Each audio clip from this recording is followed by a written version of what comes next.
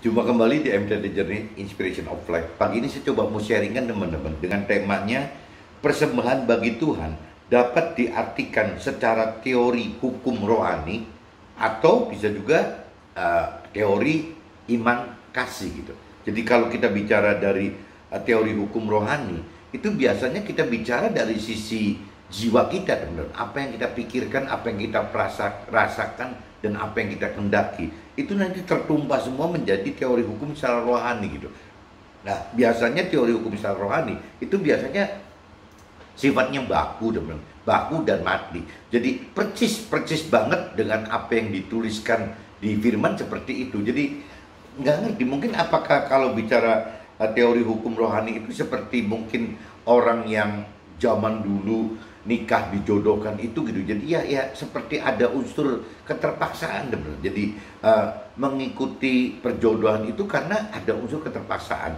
Beda sekali misalnya dengan orang yang dinikahkan, dijodohkan, ya bukan dijodohkan, dinikahkan ya tapi karena keinginan diri sendiri gitu, baik yang laki atau perempuan. Jadi timbulnya itu kan memang dari apa ya, dari kasihnya kita sendiri yang lahir gitu. Nah, terhadap Tuhan itu sama, teman-teman. Terhadap Tuhan itu sama gitu. Bisa juga kita lahir yang mengasihi Tuhan itu dasarnya karena memang ya teori lagi, ya hitung-hitungan gitu. Apalagi kalau di Nasrani ada istilah perpuluhan gitu kan, perpuluhan. Kalau perpuluhan kan beda sama buah sulung, teman-teman. Kalau buah sulung kan berarti setiap kita mengadakan satu usaha baru ya hasil dari total yang kita dapat pertama itu diberikan semua untuk dipersembahkan untuk Tuhan. Tapi kalau perpuluhan kan enggak, teman-teman. Jadi perpuluhan itu kan berlanjut. Tapi ya namanya juga perpuluhan dan angkanya kalau di Nasrani dicantum 10% gitu, teman-teman. Beda mungkin, teman-teman, dengan apa ya? Dengan yang di agama lain seperti contohnya di Muslim itu kan ada infak, ada zakat, ada sedekah gitu. Nah, angkanya juga ada sih yang ditentukan juga gitu. Nah, saya juga kurang ngerti misalnya di Buddha apakah ada seperti itu, apakah di Hindu juga ada seperti itu, apa di Konghucu ada seperti itu, saya kurang ngerti, teman-teman. Cuman kalau saya ngelihat dari sisi Nasrani dan Muslim, yaitu kalau Nasrani itu persembahan untuk Tuhan itu bisa buah sulung, bisa perpuluhan. Nah, kalau perpuluhan itu identik dengan 10%, teman-teman. Nah, beda dengan infak, sedekah, atau zakat atau yang lain dari sisi Muslim gitu. Ada yang ditentukan 2,5% atau apa. Cuma dasarnya kan itu kan teori hukum rohani gitu, menentukan seperti itu gitu. Tapi sebenarnya kalau kita lebih dewasa rohani, apa sih artinya kita mesti hitung-hitungan dengan Tuhan gitu? Ya contoh kalau di Nasrani, apa sih gunanya kita hitung-hitungan bahwa ya untuk Tuhan 10%, yang 90% untuk kita. Kayaknya kalau kita makin kenal, makin dalam mengenal, mengerti akan firman Tuhan, kayaknya tulisan seperti itu salah loh, teman. Apakah memang dulu diciptakan memang bagi orang yang pelit gitu, atau orang yang tidak punya kasih terhadap Tuhan secara total, sehingga firman Tuhan batasin 10%. Tapi kalau kita udah bicara lebih kenal, lebih dalam mengenal, mengerti firman Tuhan, dan memang kita totally hidup untuk Tuhan gitu, karena memang kita diciptakan oleh Tuhan. Bahkan kalau di Nasrani kita ditebus oleh Tuhan gitu. Ya apakah kita perlu adakan perhitungan seperti itu, teman-teman? Apakah perlu ada perhitungan 10% ya ini untuk Tuhan, 90% untuk kita? Nah, akhirnya kita jadi malah nggak benar. Nah, ini yang saya coba mau bacakan. Nanti kita khawatirnya apabila kita punya pikiran perasaan kehendak seperti itu gitu, bahwa 10% itu untuk Tuhan, 90% untuk kita, timbulnya nggak ada bedanya kita ini menjadi kayak kaum Farisi, teman-teman. Kaum Farisi, bahkan kaum Farisi itu kalau di-compare zaman dulu dengan pemungut cukai, yang terkenal pemungut cukai itu orang yang tidak baik, orang yang jahat gitu. Tetap aja jangan-jangan lebih baik pemungut cukai gitu. Jangan-jangan mendingan orang yang tidak baik, belum baik gitu. Tapi mau coba mengenal, mau mencoba mengenal kebenaran firman Tuhan itu dari sisi ya dengan kasih itu gitu, dengan imannya dan dengan kasihnya. Nah, ini detailnya nanti saya coba jelasin di draft aja, teman-teman. Jadi saya coba masuk aja ke dalam kitab Yohanes pasal 8 ayatnya 30 sampai 36, teman-teman. Coba teman-teman cari Yohanes pasal 8, teman-teman. Yohanes pasal 8 ayatnya 30 sampai 36, teman. Nah, perikopnya, teman-teman, judulnya kebenaran yang memerdekakan gitu. Judulnya itu, teman-teman. Setelah Yesus mengatakan semuanya itu, banyak orang percaya kepadanya. Maka katanya kepada orang Yahudi yang percaya kepadanya, Jikalau kamu tetap dalam firman-Ku, kamu benar-benar adalah murid-Ku. Dan kamu akan mengetahui kebenaran, dan kebenaran itu akan memerdekakan kamu. Nah, ini jadi kebenaran Tuhan itu akhirnya memerdekakan teman-teman. Jadi bukan diikat secara teori aturan hukum gitu. Meskipun hukum rohani dalam Tuhan itu tidak ada gitu, ikat-ikatan seperti itu. Ya adanya cuma kasih gitu. Dasarnya karena beriman dan kasih gitu, kasih kepada Tuhan. Dan kamu akan mengetahui kebenaran, dan kebenaran itu akan memerdekakan kamu. Nah, ini yang kita cari itu, kemerdekaan ini, kemerdekaan dalam Tuhan, kemerdekaan dalam firman Tuhan gitu. Jawab mereka, kami adalah keturunan Abraham dan tidak pernah menjadi hamba siapapun. Bagaimanapun kau dapat berkata, kamu akan merdeka gitu. Kata Yesus kepada mereka, aku berkata kepadamu, sesungguhnya setiap orang yang berbuat dosa adalah hamba dosa gitu. Jadi katakan seperti itu, teman-teman. Dan hamba tidak tetap tinggal dalam rumah, tetapi anak tetap tinggal dalam rumah. Jadi apabila anak itu memerdekakan kamu, kamu pun benar-benar merdeka. Nah, ini jadi kembali lagi, mungkin kalau saya, pengertian saya, ya firman yang di kitab Yakobus 8 ayat 30 sampai 36 ini, teman-teman, ya bicara yaitu bagaimana jangan sampai teori hukum rohani itu jadi kaku gitu, jadi kaku. Sedangkan kalau kita bicara yang diinginkan oleh firman Tuhan adalah ya penyempurnaan aja. Jadi kalau di Nasrani lebih jelas, teman-teman. Kalau kita perjanjian lama, kesannya akan jadi kaku gitu. Ya apapun juga ya kita akan perlakukan hukum secara hukum gitu. Jadi ya akan. Tapi kalau kita masuk ke dalam kitab perjanjian baru, teman-teman, hukum itu tidak cukup gitu. Jadi hukum itu yang tadi dikatakan seperti orang yang nikah dijodohkan dengan orang yang nikah memang pilihan sendiri, kan pasti ada beda, teman-teman. Kalau dijodohkan itu pasti perasaannya nggak bisa seenak kalau kita memang mencari jodoh sendiri gitu. Konsekuensinya juga mungkin beda. Kalau cerita kita dijodohkan, ada asumsi kita mau ribut sampai cerai masih punya alasan bahwa ya kita dijodohkan gitu. Tapi kalau kita bisa bicara pilih sendiri, kan tidak bisa, teman. Nah, ini terhadap Tuhan itu seperti itu, Tuhan. Jadi apakah kita pengen jadikan Tuhan atau firman Tuhan itu sekaku seperti dijodohkan, jadi seperti terpaksa gitu, atau kita mau jadikan Tuhan dan firman Tuhan itu seperti kita yang memilih sendiri gitu. Ya kalau kita memilih sendiri ya dasarnya pasti teorinya iman dan kasih gitu. Tapi kalau bicara dipaksa, terpaksa, itu pasti ada unsur ya teori-teori hukum rohani, dan ya tidak bisa dimerdekakan gitu. Jadi kalau firman di sini katakan firman Tuhan dan Tuhan itu merdeka, ya harusnya kita nggak bisa milih yang lain. Kita harus milih teori yang memang dengan iman dan kasih, teman-teman. Baru bisa akan keluar kemerdekaan. Nah, ini nanti terkaitnya nanti ceritanya yang paling gampang secara nyata gitu, yang di firman nyata keluar angkanya. Ini saya ambil topiknya kan perpuluhan, teman-teman. Dikeluar angkanya 10% gitu. Itu di Nasrani seperti itu. Nah, mungkin di Muslim saya nggak ngerti detailnya gitu. Infak, sadako gitu kan, yang namanya infak, sadako sama apalagi persembahan apalagi gitu. Saya nggak ngerti ya. Bisa aja ada angkanya. Yang saya pernah dengar 2,5% mungkin untuk infak kali ya, atau saya nggak tahu tepatnya apa gitu.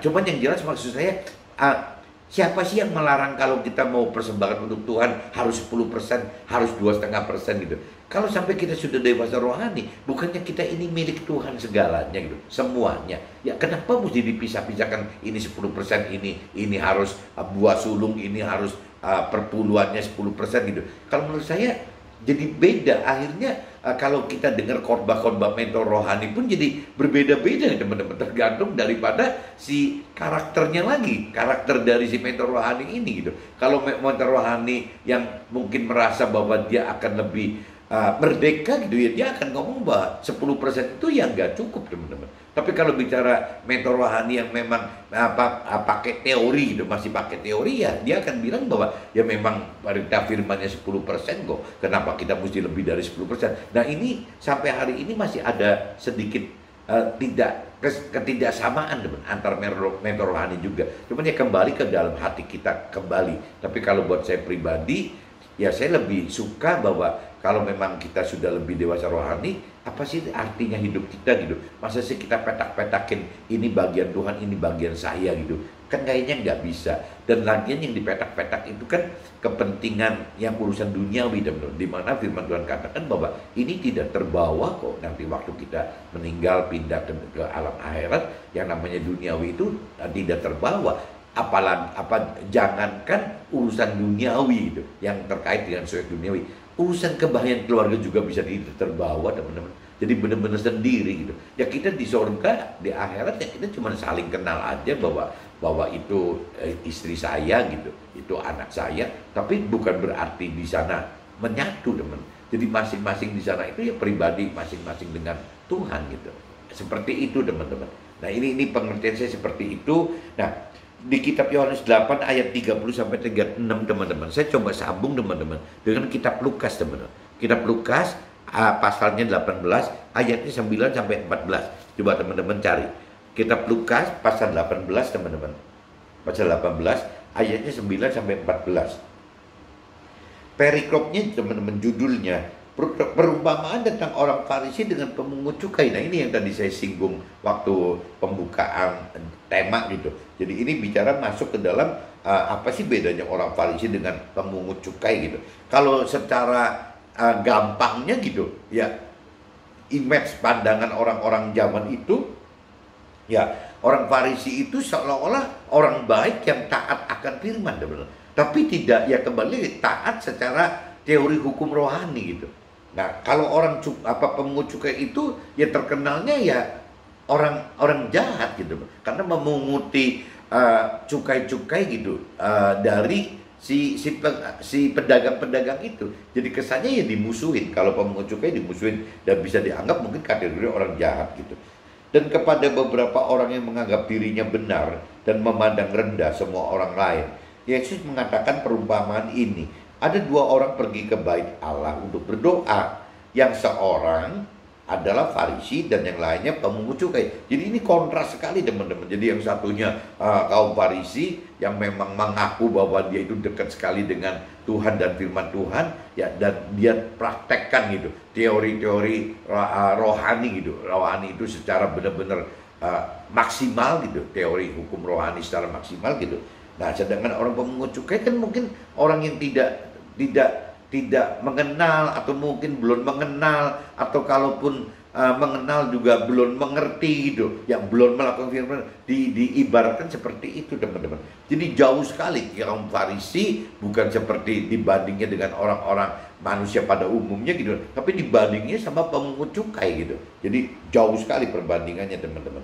Nah, orang Farisi itu berdiri dan berdoa dalam hatinya begini. Jadi ini diumpamakan orang Farisi itu berdoa di bait suci, bait Allah itu begini katanya. Ya Allah, aku mengucap syukur kepadamu karena aku tidak sama seperti semua orang lain. Bukan perampok, bukan orang lalim, bukan pejinah, bukan juga seperti pemungut cukai ini. Itu jadi dia nyebut berdoa bareng-bareng andal kaum Farisi dengan pemungut cukai. Ya ini bukan seperti pemungut cukai ini gitu, seperti pemungut cukai ini gitu. Aku berpuasa 2 kali seminggu.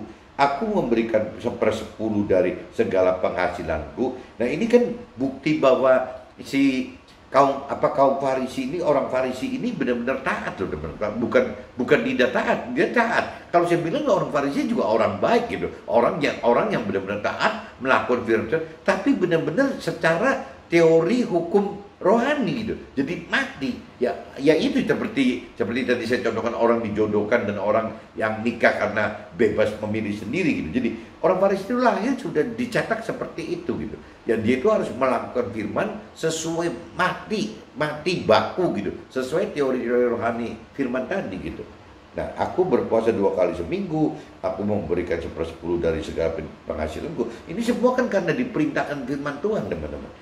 Tetapi pemungut cukai itu berdiri jauh-jauh.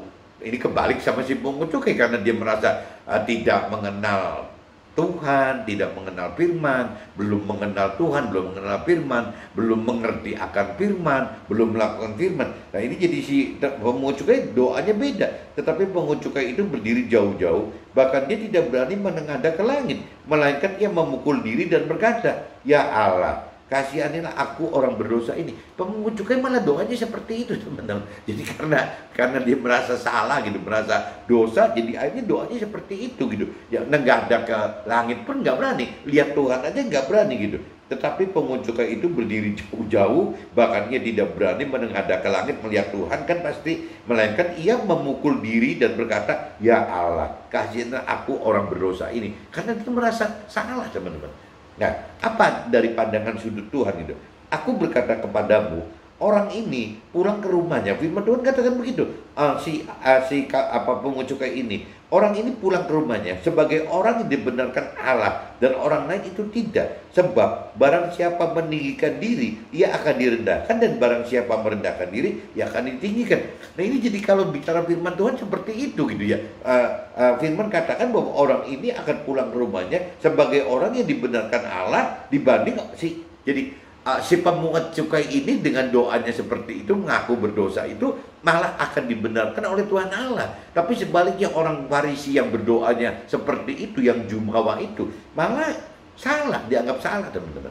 Nah, itu kembali lagi jadi apa ya, yang saya coba sharing pagi ini kan cuman apa yang tadi saya katakan, kalau kita terlalu teori kita praktekkan hidup, kita perlakukan Tuhan seperti orang Farisi perlakukan Tuhan, terlalu teori hukum rohani gitu, takutnya malah kita tidak dibenarkan, teman-teman. Ya, Tuhan lebih senang, firman Tuhan lebih senang.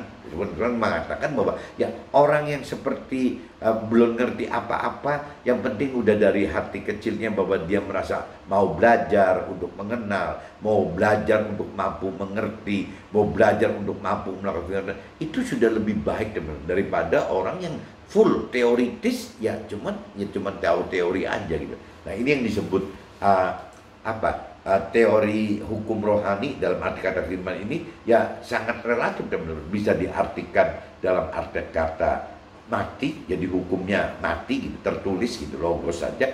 Atau bisa juga diperkatakan bahwa sebenarnya firman Tuhan itu bisa berarti hidup gitu. Ya, apabila kita memang ya kembali lagi harus mengerti akan firman Tuhan, harus mampu mengerti dan melakukan firman Tuhan, harus mampu melakukan firman Tuhan. Pada ujungnya gitu, teman-teman. Nah, waktu kita bisa mendapatkan ini, ya jelas kita mesti punya pegangan firman Tuhan dan roh Tuhan. Bagaimana caranya menghidupkan roh Tuhan gitu. Nah, apabila kita bisa menghidupkan roh Tuhan, ya timbulnya seperti tadi, teman-teman. Jadi kita melakukan firman itu bukan karena memang keharusan secara hukum teorinya harus seperti itu, bukan, teman-teman. Tapi kita melakukan memang dengan iman kita, karena iman kita percaya kepada Tuhan, dan dengan kasih, teman-teman. Ya, jadi ada, kalau di antara iman dan kasih itu kan biasanya kalau secara rohani ada pengharapan gitu. Jadi karena kita dewasa rohani sehingga kita mengenal, mengerti dan melakukan firman Tuhan, akhirnya timbul ya pengharapan, ya, teman. Ya kan kita berani melakukan firman Tuhan karena pengharapan.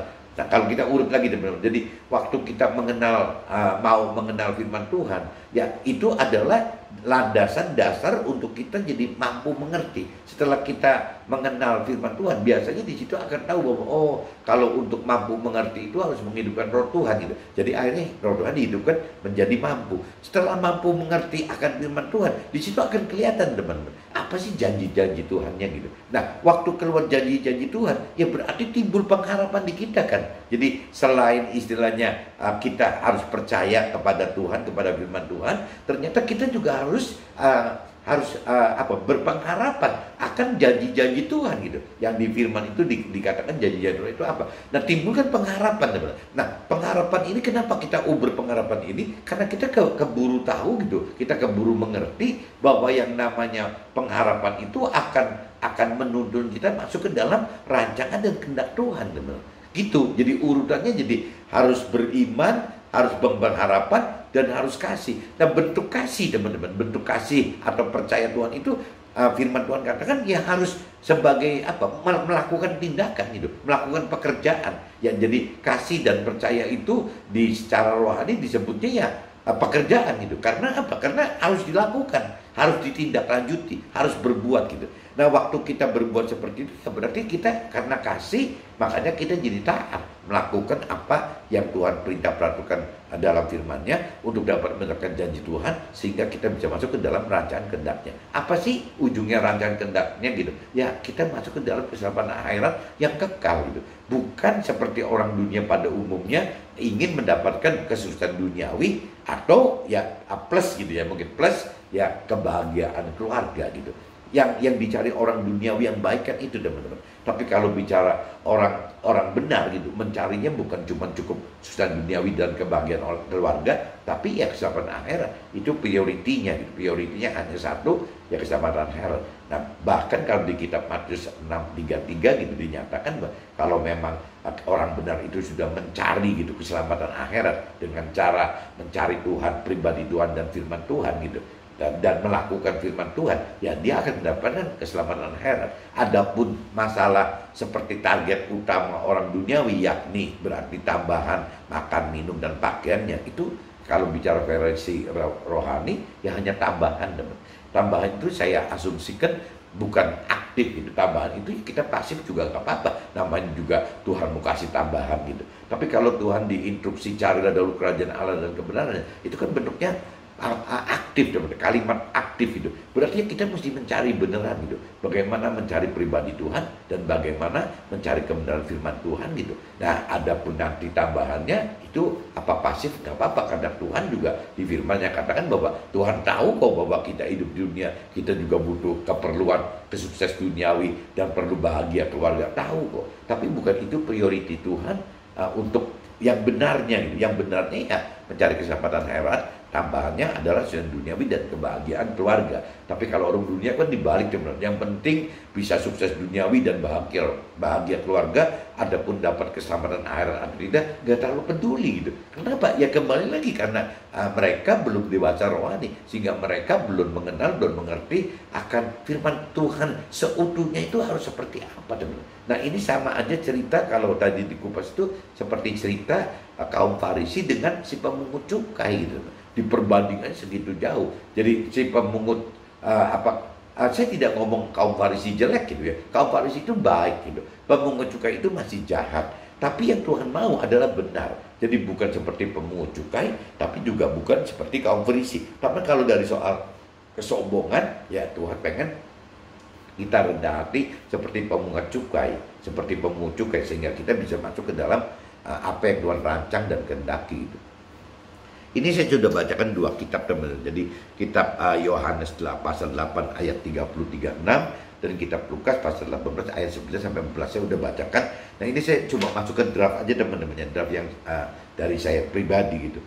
Dalam firman Tuhan ada tertulis tentang persepuluhan. Ini saya cari kitab Yohanes sama Lukas itu yang saya bicara ada tertulisnya loh, teman, supaya kita bisa ngebandingin gitu. Dalam firman Tuhan ada tertulis tentang persepuluhan di beberapa kitab dan ayat, malah bukan cuma satu kitab satu ayat aja gitu, di beberapa kitab dan ayat. Dan pagi ini kita akan lebih fokus terkait dengan di kitab Yohanes pasal 6 ayat 32 tentang kebenaran yang memerdekakan kita gitu. Jadi kita butuh firman Tuhan itu untuk memerdekakan kita, teman. Jadi maksudnya tidak bisa menganggap bahwa firman Tuhan itu mati dan baku gitu, nanti nggak merdeka. Ya firman ini menghendaki bahwa ya kita bicara kalau kebenaran firman Tuhan itu adalah memerdekakan kita gitu. Maksudnya apa gitu? Nah, persepuluhan adalah persembahan kita yang diatur oleh firman Tuhan, yang caranya berbeda dengan persembahan buah sulung, teman. Jadi kalau di Nasrani itu ada dua yang lebih nyata gitu. Ya persembahan yang kaitannya buah sulung dan ada persembahan karena persembahan persepuluhan itu gitu. Juga diterapkan dalam ajaran Muslim yang tadi saya katakan, jangan-jangan di Muslim juga sama. Ya banyak ragamnya gitu. Ada infak, ada zakat, ada sedekah dan lain-lain. Bahkan saya pernah dengar katanya ada angkanya juga gitu. Dan teman saya nggak ngebahas yang dari Muslim, saya lebih membahas yang Nasrani gitu. Bahwa anggaplah persepuluhan itu angkanya 10%, itu yang nanti saya coba memperdalam gitu, teman-teman. Sharing tentang kebenaran yang memerdekakan terkait dengan persepuluhan, di mana sering menjadi dilema perbedaan jadi perbedaan antara mentor rohani itu. Dan pagi ini kita coba sharingkan persepuluhan dari teori hukum rohani dibanding dari teori iman kasih gitu. Jadi pada Lukas, kitab Lukas 18 ayat 9 sampai 14, orang-orang Farisi dan pemungut cukai, yaitu bedanya gitu teman-teman. Jadi kalau orang pemungut cukai itu dia secara nggak sadar, dengan rendah hatinya dia merdeka gitu, dia melakukan firman Tuhan secara merdeka. Tapi kalau bicara kaum Farisi, yaitu karena dengan sombongnya dia melakukan firman Tuhan, bukan tidak melakukan firman Tuhan, dia melakukan firman Tuhan teman-teman. Jadi ya ini, ya kalau ini saya katakan, kalau kita simpulkan ya kaum Farisi ya salah teman-teman, tidak 100% seperti yang Tuhan inginkan. Yang namanya pemungut cukai juga ya salah kalau dia tidak berubah kan untuk bisa melakukan firman Tuhan ini. Jadi ya kaum Farisi dengan sombongnya bisa ada kecenderungan tidak melakukan firman Tuhan, tapi sebaliknya pemungut cukai itu dengan rendah hatinya, dengan mengaku berdosa itu malah bisa saja si pemungut cukai malah melakukan firman gitu. Jadi intinya gitu. Tapi kalau bicara kemerdekaannya ya pemungut cukai lebih dapat merasakan kemerdekaan dalam rohani gitu. Ya karena dia bisa merasa seperti itu. Dan orang yang seperti pemungut cukai ini, contoh pemungut cukai yang berdosa ini gitu, ya dengan rendah hati rasanya nggak apa ya, jadi nggak lama lagi dia juga akan menerima Tuhan teman. Ya dia akan mengenal Tuhan, dia akan mempelajari soal Tuhan, dia akan mengerti kemauan Tuhan, perintah peraturan Tuhan, dia akan berani mengalami apa ya, jadi melakukan firman Tuhan gitu. Rasanya pemungut cukai ini akan seperti itu gitu, karena memang dari awalnya sudah merasa seperti itu teman-teman. Nah, perumpamaan tersebut akan dapat tampak perbedaan orang Farisi yang bersikuat dengan teori hukum rohani. Jadi orang Farisi itu ngotot bahwa dia benar gitu secara hukum rohani yang baru atau arti sesuai firman gitu, yang baku, maksudnya yang baku dan mati sesuai firman. Jadi orang Farisi itu melakukan firman karena firman itu dianggap baku dan mati teman-teman, sesuai firman Tuhan itu. Sedangkan pemungut cukai yang saat itu dikenal orang yang jahat, tapi secara pribadi lebih hidupkan firman dengan teori iman kasih, dengan mengkaitkan ya antara teori hukum rohani dan hidupkan roh Tuhan gitu di dalam si pemungut cukai tadi sebagai teori iman dari kasih tadi. Yang tadi saya katakan gitu, kalau kita bicara dari teori hukum rohani, jadi firman Tuhan itu terlalu kaku teman-teman, terlalu baku dan mati gitu. Tapi kalau kita bicara firman Tuhan itu dari sisi teori iman dan kasih, yang tadi saya katakan, nanti malah ujungnya itu bukan cuma iman dan kasih, tapi malah ada 3 teman-teman. Bisa melahirkan iman, pengharapan, dan kasih gitu. Ya iman adalah bagaimana mempercayai firman Tuhan dan firman Tuhan, beriman kepada Tuhan dan firman Tuhan.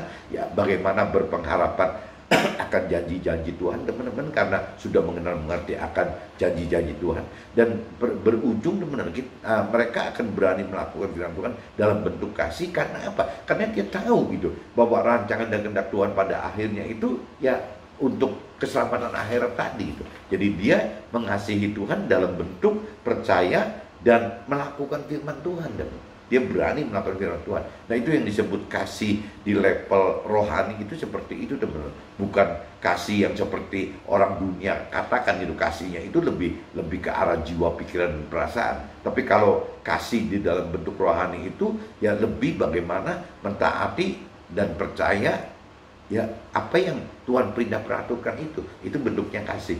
Makanya banyak kalau teman-teman lihat di toko-toko pernak-pernik religi gitu, ya biasanya gandengannya gitu, ada kata faith, terus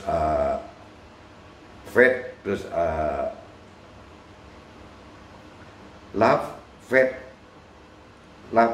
ya. Jadi soalnya jadi 3 katanya, kok jadi saya lupa ya. Jadi iman, pengharapan, dan kasih. Iman berarti faith gitu kan, pengharapan berarti hope, dan kasih itu love. Iya benar, jadi itu 3 itu.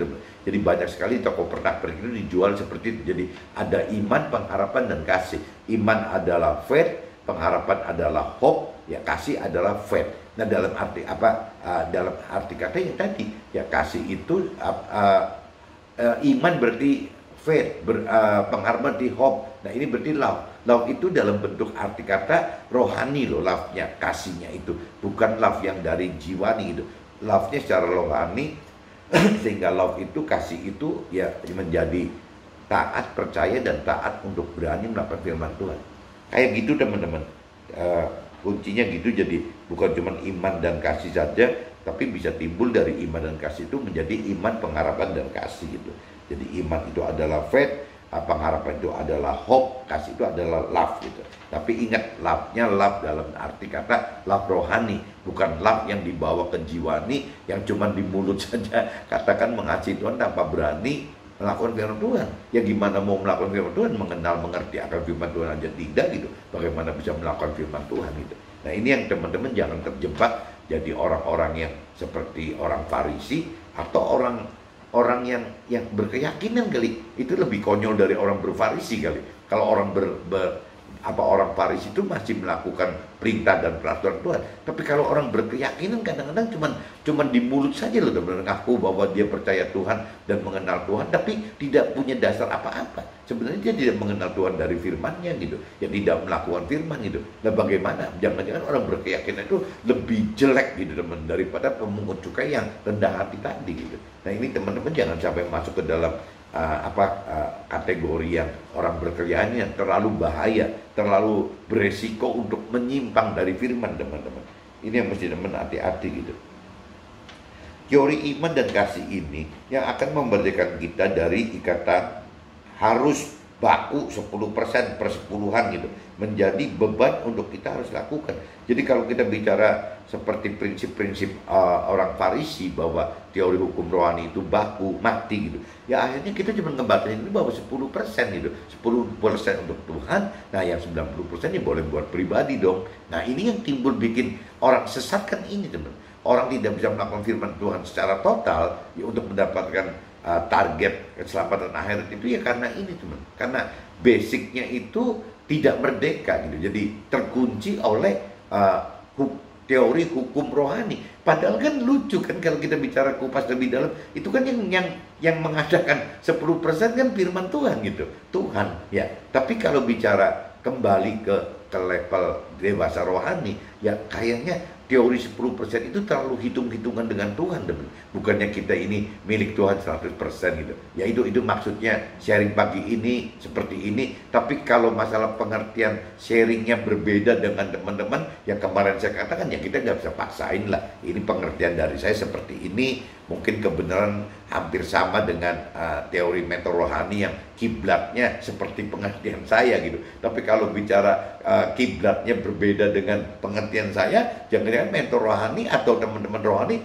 nggak cocok gitu. Yaitu nggak apa-apa. Yang penting kita bersaksi bahwa menurut pengertian kita seperti ini, dan kembali sharing ini bukan untuk dijudge benar atau nggak benarnya. Begitupun kalau saya mendengar sharing teman-teman yang lain, apalagi orang yang kesaksian ya dari pengusaha dan orang-orang yang karir gitu, ya harus dimaklumi karena dia bukan mentor rohani. Yang dia sharingkan itu bukan bentuknya untuk diskusi rohani, kan bukan gitu. Ya bentuknya adalah bagaimana menceritakan apa yang dia alamin bersama Tuhan dan di dalam firman Tuhan. Cukup begitu teman.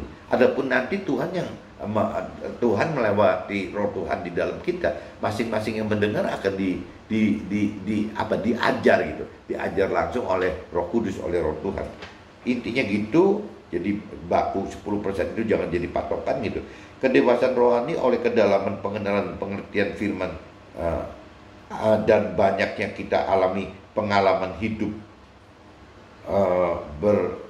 dengan berani melakukan firman yang akan membuat kita ini 100% milik Tuhan, karena kita hanyalah ciptaan Tuhan gitu. Jadi ujung-ujungnya begitu teman-teman.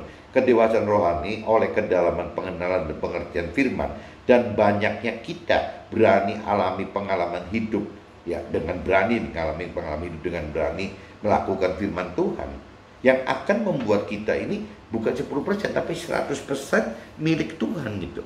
Karena kita ya hanya ciptaan Tuhan teman. Intinya gitu teman.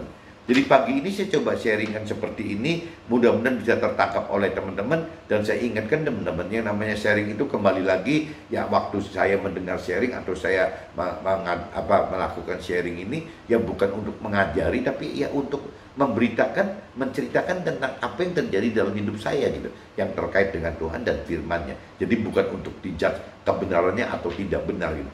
Anda kalau ngejudge benar atau nggak benar, jangankan level kita sebagai orang-orang yang bukan mentor rohani gitu, sebagai pelaku marketplace di sekuler atau paling orang-orang karir gitu. Jangankan kita-kita gitu, orang yang sudah bicara di posisi mentor rohani pun pengertiannya bisa beda, teman-teman. Ya, ada mentor rohani yang bicaranya seperti orang Farisi yang ngotot misalnya dengan teori-teori hukum rohaninya gitu. Tapi juga ada mentor rohani yang tidak dengan itu ya. Dan mentor rohani lebih dengan jadi dengan iman, kasih, iman, pengharapan dan kasih, ada teman-teman. Jadi beda sekali. Ya kita cobalah kita tanya kepada Roh Tuhan yang ada dalam kita, sebenarnya yang Tuhan kehendaki bagi kita yang mana gitu. Oke teman-teman, see you, bye bye.